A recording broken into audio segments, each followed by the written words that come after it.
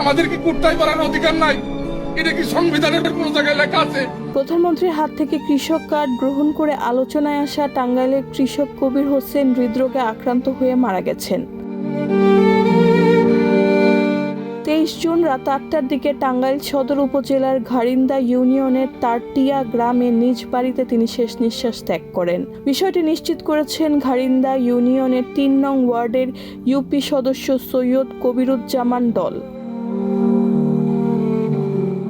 পারিবারিক সূত্রে জানা গেছে, কবির হোসেন হঠাৎ হৃদরোগে আক্রান্ত হলে তাকে বাঁচানো সম্ভব হয়নি। তার মৃত্যুতে এলাকায় শোকের ছায়া নেমে এসেছে। কবির হোসেন প্রধানমন্ত্রীর কাছ থেকে কৃষক কার্ড গ্রহণের পর সামাজিক মাধ্যমে ভাইরাল হয়ে আলোচনায় আসে। সাধারণ কৃষক হিসাবে তার উপস্থিতি তখন ব্যাপক প্রশংসা কুড়ায়।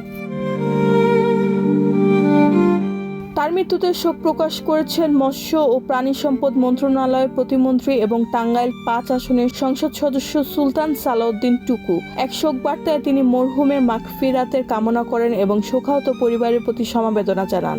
একই সঙ্গে তিনি পরিবারের সদস্যদের এই শোক সহ্য করার শক্তি ও ধৈর্য দেওয়ার জন্য মহান আল্লাহ তাআলার কাছে দোয়া করেন।